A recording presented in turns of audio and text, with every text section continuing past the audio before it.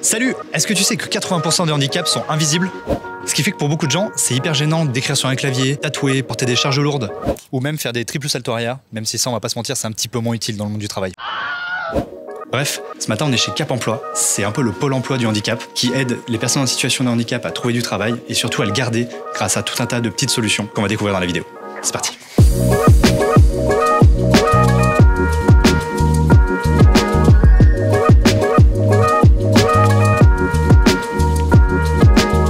T'as vu, c'est ça les poignées ajustées.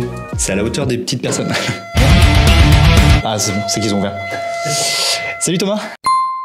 Bienvenue à Cap Emploi. Bah merci, ça fait plaisir. Du coup, est-ce que Thomas, tu peux te présenter rapidement, comprendre un petit peu qui tu es? Je m'occupe principalement de diffuser de l'information, soit auprès de nos bénéficiaires, des demandeurs d'emploi, soit auprès de salariés qui pourraient avoir besoin d'informations sur le handicap, soit auprès d'employeurs. Pour toutes les personnes qui connaissent pas Cap Emploi, je me dis qu'il y a très peu de personnes qui connaissent pas Cap Emploi. Bien sûr, je connais pas non plus tout le monde dans le monde, mais à mon avis, non. On va leur expliquer un petit peu ce que c'est. C'est ce qu'on appelle un organisme de placement spécialisé. Nous allons accompagner des personnes demandeurs d'emploi avec une particularité, c'est qu'elles doivent être reconnues travailleurs handicapés. Et du coup, le but de CAP, c'est d'accompagner ces personnes qui ont un problème de santé et qui sont en recherche d'emploi. Ça peut être des personnes qui sont en emploi, donc des salariés, et ça peut passer par une formation s'ils manquent des compétences, des formations s'ils changent radicalement de métier. Donc ça, c'est vraiment toute une partie, en gros, conseil, vraiment pour aider toutes ces personnes à se réinsérer sans problème, quoi. C'est ça. Puis après, on a un deuxième axe qui est la partie maintien dans l'emploi.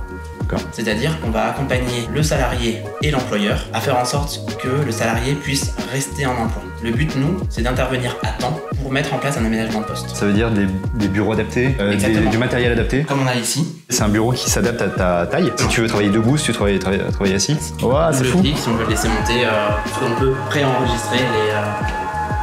Mais c'est fou. Là, on a un exemple bureautique. On a une souris aussi adaptée. C'est pour éviter tout simplement d'appuyer sur le canal carpien. Ah, genre quand tu te mets comme ça, par exemple, c'est pas très bien. C'est pas très bien. Ouh, c'est ce que je fais tout le temps, moi. Du coup, je suis chaud d'aller voir un petit peu tes collègues.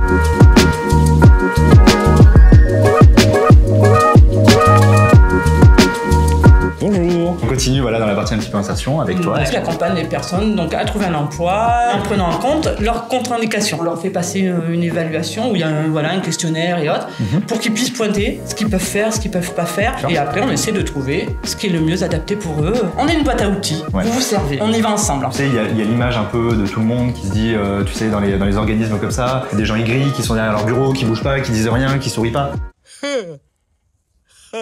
Alors moi, je suis totalement à l'inverse. Voilà. C'est bon ça. C'est bon ça. Moi je suis sur une mission de maintien, on a une fiche de signalement et le but en fait c'est vraiment d'aller sur le poste. Donc on discute à la fois avec le salarié, avec l'employeur, avec le médecin du travail et puis après on fait des petites adaptations pour essayer de compenser justement ce handicap. Ça peut être des outils vraiment du technique quoi, mais ça peut être aussi organisationnel, ça peut être des aides humaines. Du coup typiquement en termes d'outils que vous utilisez pour aider un petit peu le quotidien des personnes en situation de handicap, qu'est-ce que vous avez? J'en ai pris plusieurs là, il y a ça qui est plutôt cool. Attends, je peux deviner? Vas-y. Bah je sais pas en fait. Pourvu que ça dure. Ah si, c'est pour poser le bras? Exactement. Ouais, j'ai trouvé. T'es libre de tes mouvements. Ah, c'est trop drôle. Le but c'est vraiment d'aller voir ce que fait la personne réellement. Puis après on essaie de trouver des adaptations avec lui, son employé, enfin tout est possible. Tout est possible. Et donc, pour faire appel à Cap Emploi, ça peut autant venir du salarié que de l'employeur. Et en fait, c'est ça qui est vachement intéressant, c'est que vous adressez autant aux employeurs qu'aux salariés. Oui. L'important chez nous, d'abord, ce sera le consentement. Ouais, évidemment. T'imagines. Prends ce bureau.